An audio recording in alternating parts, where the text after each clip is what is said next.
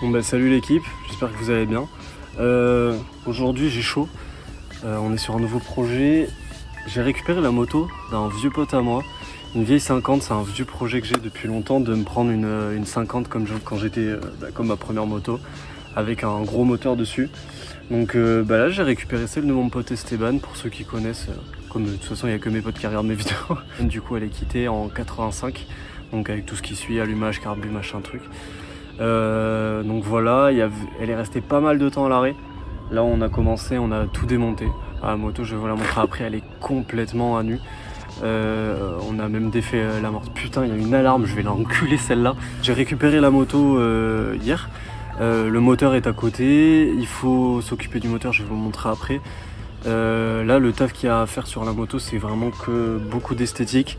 Et ça va être surtout s'occuper du freinage, parce que comme c'était une moto qui est stationnée à l'extérieur, à côté de la mer, du bassin, ça a pris le sel, et le sel vous savez que ça attaque énormément, donc les freins sont morts. En fait c'est aussi pas mal de trucs à droite à gauche, esthétique à reprendre, et puis voilà.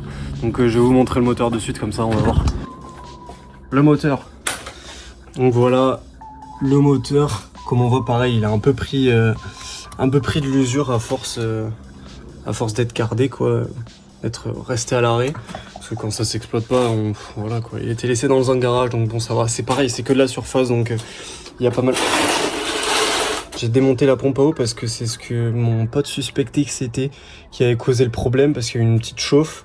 Donc le cylindre et le piston sont pas touchés. Ça a été ouvert et franchement c'est très propre. Je le montrerai peut-être dans la prochaine vidéo quand j'aurai les pièces, mais c'est vraiment propre à l'intérieur, on va rien voir du tout. Ah si, un petit peu. Bon bref, c'est propre, donc c'est pareil, gros nettoyage. Je me suis déjà pas mal attelé là, déjà de dessous on voit qu'il y a un bon bout de graisse qui est parti. Commander un nouveau joint de pompe à eau, commander des joints de haut moteur, et puis en termes de moteur, normalement ça devrait craquer direct. Parce que voilà, il a été bien réglé. Peut-être une mousse aussi, parce que voilà, ça c'est ce qui reste de la mousse top perf. Et voilà, là c'est là où on en est de la moto. Donc il y a eu un gros nettoyage de fait. On a tout démonté, donc il n'y a plus de plastique, il n'y a plus rien. Je viens de démonter le garde-boue que j'ai foutu là-bas, donc là tu as toutes les pièces. Donc tu vois, il y a quand même pas mal de trucs, le carbu, etc. Donc là ça c'est des pièces que j'ai changées, disque arrière, couronne, kitchen complet. Le freinage, lui il passe à travers et tout, c'est complètement mangé. Mais ça c'est rien, donc pareil, ça dégage, on change. Étrier, durite, on garde. Radia, c'est le Radia. Je vais vous montrer de suite. Alors ça, c'est la gueule du Radia.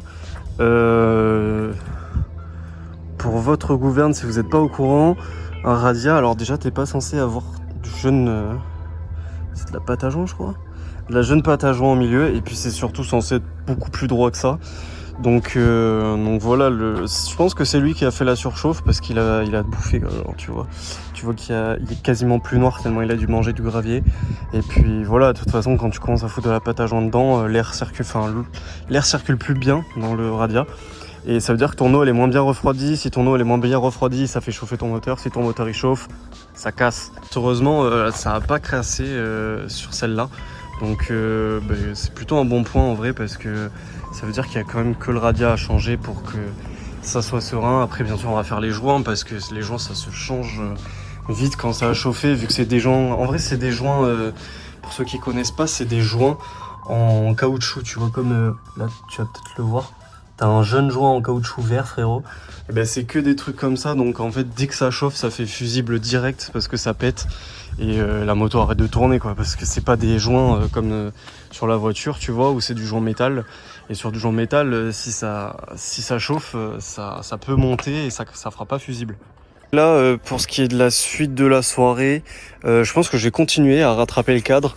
Je vais pas repeindre le cadre, parce que franchement j'aime bien le côté qui sont un peu marqués comme ça. Bon voilà, ça lui fait une histoire en vrai. Et puis reprendre un cadre complètement, je l'ai jamais fait et j'ai pas très envie de le faire sur celle-là. Ça, j'ai vraiment envie de la remonter, de la refaire rouler, et puis de la tordre, tu vois, parce que c'est une moto sympa. C'est une moto qui a vachement de potentiel. L'électrique ça va être un bordel aussi, mais bon ça on verra plus tard. Mais c'est une moto qui a vachement de potentiel, tu vois, donc j'ai envie de la rouler. Et puis j'aime bien cet aspect brossé là, ça lui fait une petite histoire, ça lui fait quelque chose à raconter. Puis voilà, c'est une moto que j'ai vue comme ça, donc je me verrais mal repeindre le cadre, et surtout si je le repeins, je le foutrais en noir, je me connais. Donc je préfère la laisser comme ça.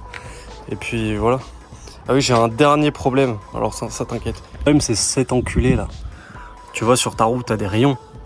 Et ben lui, il a décidé de se casser. Parce que comme tu peux le voir actuellement, tous les rayons, les têtes de rayons, elles sont toutes rouillées, elles ont bouffé le sel, pareil. Et ça, c'est... De toute façon, toute la visserie, hein, tout a bouffé un peu le sel. Et tu le vois de suite. Et donc là, ça a pété. Et le problème, c'est que quand ça pète... Je me suis perdu le rayon, je suis un bouffon. Ouais, quand ça pète, c'est que là, ça a pété dedans. Je crois qu'il faut sortir le pneu pour aller défaire le truc derrière, là, ça, là, derrière. Et peut-être même changer le rayon. Sauf que ça, j'ai jamais fait. Donc, je t'avoue que je vais aller me renseigner après, voir comment ça se fait. Et puis, voilà. Mais après, pareil, j'ai été chanceux, les pneus sont en bon état. Ils tiennent la pression, donc ça veut dire qu'ils n'ont pas craqué, ils se sont pas déformés non plus pendant le stockage. Donc en vrai c'est pas mal. Je m'attendais franchement à quelque chose de pire. Puis voilà, ça va être un beau projet en vrai. Je pense que ça va être sympa. Puis c'est la première fois que je me tape une bonne resto comme ça, où je démonte vraiment tout. Je l'avais déjà fait sur un vieux truc, mais c'était moins plaisant parce que comme c'est que de la vieille pièce, tu trouves rien, donc tu te dis si je chibre le moindre truc ou si le moindre truc est chibré, c'est une mauvaise surprise. Alors que sur ça, tu vois, t'en fous. Si tu trouves un truc qui est chibré, tu te dis ça fait chier, ça te coûte de l'oseille, mais en soi tu le retrouves, tu vois. Donc en vrai ça va. Puis voilà, encore une aventure pour Léo. T'as peur, comme d'hab. En tout cas, j'espère que cette jeune vidéo t'aura plu. Toi qui dois sûrement faire partie du public qui s'en bat les couilles des motos. Mais en tout cas, pour les 4-5 potes à moi qui vont regarder, j'espère que ça vous plaira. Surtout que dans la suite, quand ça va craquer, ça va être vraiment sympa. Et puis voilà, hein, ça va se tordre un max. Hein. On va bien rigoler. D'ailleurs, tant qu'on parle d'aberrance,